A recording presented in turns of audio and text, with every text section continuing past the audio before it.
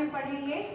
जो हमें परीक्षा में पूछे जाते हैं वो बिंदु क्या होते हैं? एक तो रचनाएं, दूसरा होता है भाव पक्ष, कला पक्ष जो कि काव्यगत विशेषताएं कहलाती हैं, और उसके बाद आता है साहित्य में स्थान। इस तरह से देखा जाए तो ये 4 नंबर का प्रश्न हमसे परीक्षा में पूछा जाता है। इससे ही मिलता जुलता जो व्याकरण है वो भी हम आपको बता देते हैं कि सबसे पहले हमें जो कि यहाँ जो हम जितनी पढ़ रहे हैं इसमें भी आवश्यक होगा साहित्य में स्थान जब हम लिखेंगे यह जानना कि ये किस काल के अंतर्गत आते हैं या किस वाद के अंतर्गत आते हैं। तो जो कवि हैं सुमित्रा नंदन पंत, वह किस काल के कवि हैं? छायावादी कवि हैं। तो हमें सबसे पहले छायावाद की विशेषताओं को जानना आवश्यक है। छायावाद की कौन कौन सी विशेषताएं हैं? तो सबसे पहले हम इस पर नजर डालते हैं। छायावाद की प्रमुख विशेषताएं, ये तो बहुत सारी विशेषताएं हैं लेकिन कुछ प्रमुख विशेषताओं के अंतर्गत आती हैं जो कि दूसरे वाद में नहीं मिलती। पहली विशेषता क्षमता, अनुभूति की गहनता, वेदना की तीव्रता, और चौथा है प्रेम और सौंदर्य। पांचवी विशेषता है चित्रात्मकता, ध्वन्यात्मकता, गीतात्मकता आदि, यानी गेयता की प्रमुखता होती है। और छठा है प्रकृति का मानकीकरण। इसके अलावा भी और अन्य विशेषताएं हैं छायावाद की, लेकिन अगर हम ये 5-6 विशेषताएं याद कर लें तो आसानी से हम 3 नंबर तक के प्रश्न को सॉल्व कर सकते हैं। अब आ जाते हैं हम कि हम इनके जीवन परिचय को कैसे लिखेंगे। तो हम इनका जीवन परिचय लिखने के लिए सबसे पहले जो पूछा जाता है बिंदु रचनाएं। 2 रचनाएं आती हैं चूंकि, इसलिए हमने यहाँ 2 लिखी हैं, लेकिन कम से कम हम 5 रचनाएं याद करें क्योंकि जोड़ी मिलाने का प्रश्न सत्यासत्य इस तरह से भी पूछा जा सकता है। तो हम रचनाएं कम से कम 5 याद करें। यहाँ पर हमने 2 रचनाएं लिखी हुई हैं। अब आता है जो मुख्य किसका बिंदु होता है, भाव पक्ष और कला पक्ष। ये किसके अंतर्गत आती है? काव्यगत विशेषताएं कहलाती है। काव्यगत विशेषताओं को 2 भागों में बांटा गया है, पहला भाव पक्ष और दूसरा कला पक्ष। तो भाव पक्ष पहला मुख्य बिंदु है। भाव पक्ष का तात्पर्य होता है भावनाएं। इस कवि के काव्य में, पंत जी के काव्य में किस तरह की भावनाएं विद्यमान है। तो सबसे पहले हम देखें कोमल कल्पना का।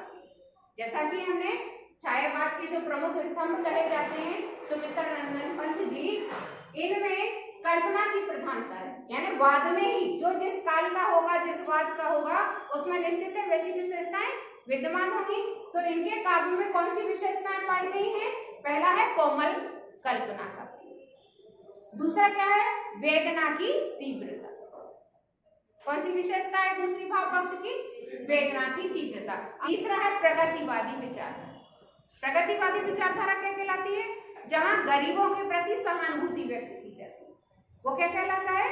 प्रगतिवादी विचारधारा। और अमीरों के प्रति रोष व्यक्त किया जाता है। तो इस कविता में भी कुछ ऐसे ही बात बताई गई है।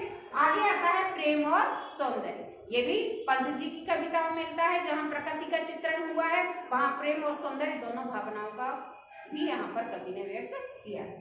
अगला आता है रहस्यवादी विचारधारा, नारी के प्रति सहानुभूति। लेकिन हमें 4 नंबर में इतनी सारी विशेषताएं नहीं लिखना है, कम से कम 2 और अधिक से अधिक 3 ही विशेषताओं का उल्लेख हमें यहाँ पर करना है। दूसरा जो बिंदु जो परीक्षा में पूछा जाता है वो है भाषा।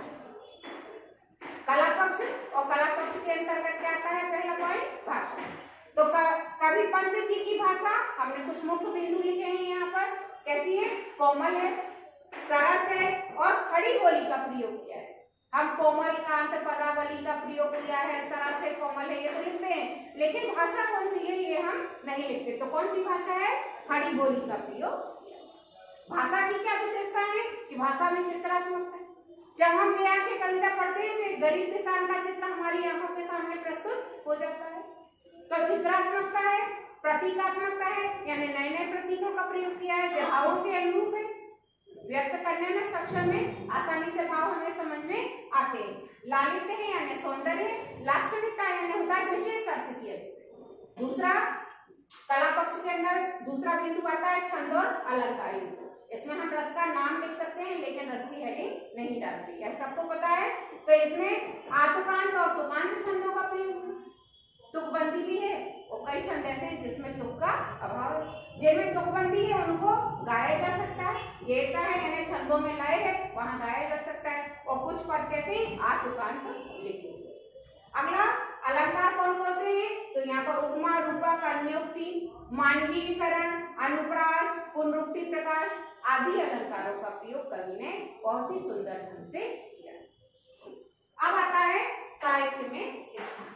साहित्य में स्थान तो छायावाद के प्रमुख स्तंभ कहे जाते हैं और हिंदी साहित्य जगत में इन्हें प्रकृति के सुकुमार कवि के नाम से जाना जाता है।